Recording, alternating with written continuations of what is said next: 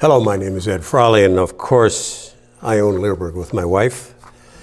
I have an email that I photocopied 20 years ago, 2005. Back then, for about 6 months, I made photocopies of a lot of the emails that we get. So we get emails every single day, even today, in the Ask Cindy portal on the front of Leerburg.com. And it's something that we've been doing here at Leerburg for over 25 years. This email came in 2005. I kept it because at the time I was going to use, and I ended up keeping about 6 months worth, and there are about that many stacked up, all organized. And at that time I was going to read a book on preventing pets or dogs from killing other dogs in the family. I never got around to it. But that's what this email is about. It's about a person that has 2 dogs who killed another dog right in front of her. It's kind of long because it's 2 pages, but there's some important lessons to be learned here. Not only from this person, but for other people that might end up having dogs like this. She made some bad mistakes. And the truth is, in the past 25 years, the questions that we get today are as bad as they were 2 decades ago. Things really haven't changed that much. You would think that maybe with social media, with YouTube, even with Leerburg, we get thousands, and I mean thousands, of visits to our website every single day, Leerburg.com. Cindy gets these questions to Ask Cindy portal on the front of Leerburg.com. And you don't have to be a customer of Leerburg, but she gets these questions every day. First thing in the morning, she gets up before I do, she goes downstairs, lets our German Shepherd out, he pees, she comes in, has a cup of coffee, and answers these kinds of emails. Some of them basically can just make you mad. So, I'll read it to you. I'm writing because of an incident that happened this past week. Keep in mind, 2005. My dogs killed another dog. The other dog appeared to be a miniature schnauzer. The other dog was on a leash walking down the road. I was standing on my property with both my dogs on a Y leash, taking them out to go to the bathroom.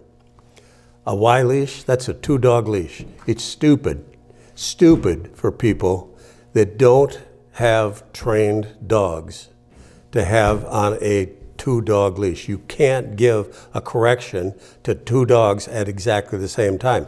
What if one of those dogs is doing just fine and the other one's being a dink and you want to correct him? You can't. You're going to do both of them. So, stupid number 1 here. Maybe I shouldn't say all this. But frankly, I feel sorry for the dog that lost his life because of the stupidity of this woman. So I was standing in the snow, my dogs pulled me and I fell down. When I fell, my dogs went over to the other dog. My dog started sniffing the other dog. I went over to the woman and apologized, and as I was talking to her, chaos broke out. I don't know which dog acted aggressively first, but of course the other woman said it was my dogs. How would she know? She wasn't paying attention. She even said she wasn't paying attention. The last thing in the world you should be doing if you are out with your dog on a leash and somebody else has another dog on a leash is to not to sit there and chat with this other person, but to watch your dog, watch their dog. Your job is to protect your dog and make sure your dog doesn't get hurt or do any hurting. So this woman is chatting with the other woman, and her dogs, both of her dogs, jump on this other little schnauzer. I'm being told by many people that schnauzers are known to act aggressively to other dogs. What a stupid comment that is. It was then that my dog number 1 got her dog in his mouth and shook the little dog. It all happened in maybe 5 seconds. I offered to take the woman and her dog to the vet. She said okay. As I was getting my vehicle, some guy working on a house next door called animal control. The woman said she would wait for animal control instead. By the time the animal control came, the little dog was dead. The next day, animal control called me, wanting to clarify the story. He asked me if the guy that helped was there the whole time. I told him no, only after everything happened. What do you think? So she said no, the guy didn't see it or wasn't there, but he saw something and he saw how bad it was, and he called animal control to come. And he helped me get my dogs into the house. This is a guy that watched, that she claimed wasn't paying attention. The officer said that the other guy told him my dog, Willie, was nipping the other dog on its behind. I told the officer that I never saw my dog one time bite the other dog, only sniff him. Except she says right here that she wasn't watching what was going on because she was chatting with this other woman. He said it was my word against his, and he was going to declare both dogs permanently dangerous to make sure this doesn't ever happen again. Unfortunately, this doesn't happen often enough, but now you're going to find out what happens when your dog gets declared dangerous. My husband definitely does not want to keep our dogs. The vet said that now that this dog has tasted blood in their mouth, that we can't guarantee that it won't happen again. Come on.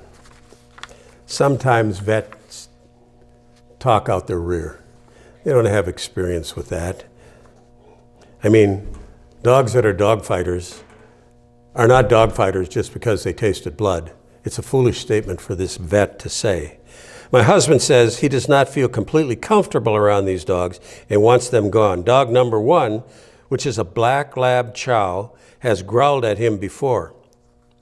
We're not even sure why he does this. Also, he may have killed a cat when he got out of a chain link fence at our previous house. So you have a dog here that's got predatory genes in it.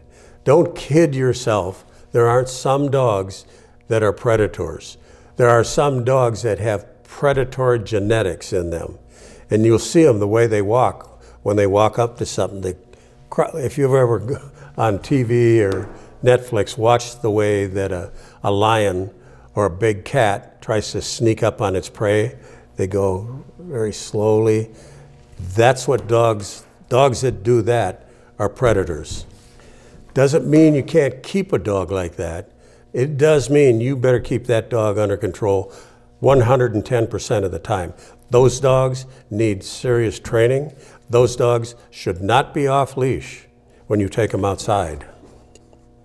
I know, because I've had dogs like this. I've not noticed this behavior after killing the cat.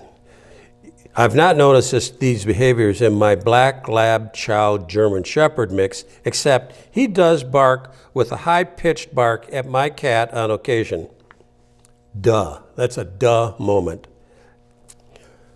But he hasn't done that in a few months. My husband does not want them euthanized, but he definitely wants them gone. Probably a good idea. She goes down later, she said, my new husband has really only seen these behaviors now and not the last 6 years that I've had this dog without him. Well, I think he's smarter than she is. In the letter the animal control officer sent to me, it states that the dogs either must be kept inside or if outside, they must be in a covered pen. That pen must be at least 5 feet wide, 10 feet long, and 6 feet tall with a top on it.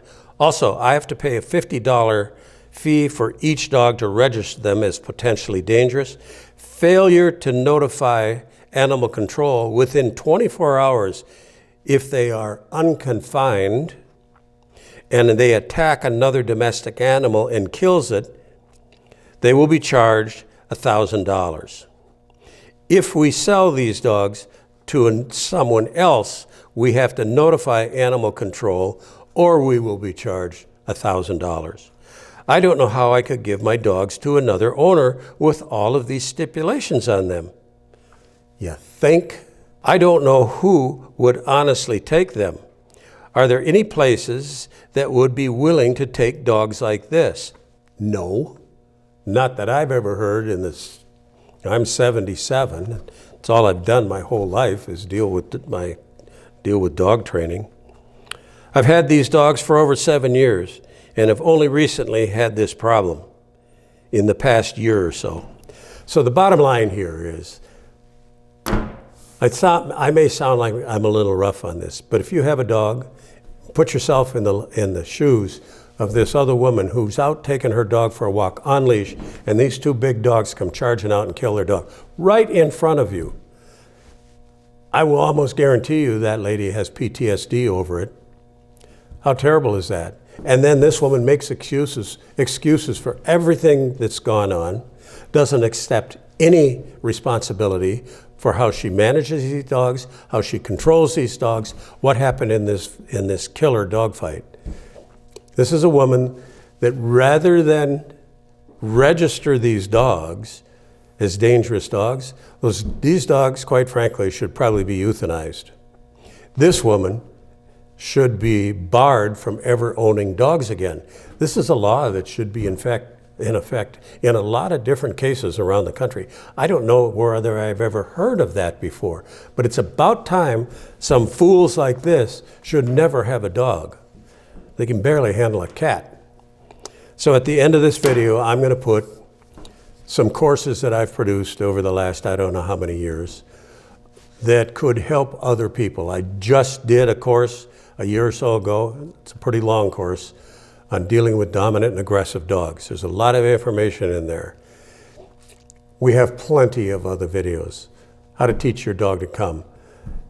I produced that course just a few years ago, and it's a detailed course so that you can figure out when your dog is well enough trained that you can call him back to you. You will know when your dog cannot deal with the distraction over there because you know that your dog is not trained well enough to leave that distraction and come to you when you call.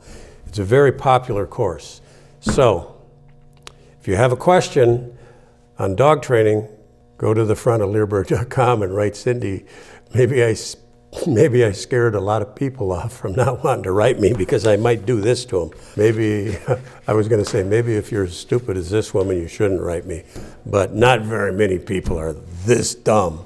But it's probably good that I kept it for 20 years and never put it on YouTube.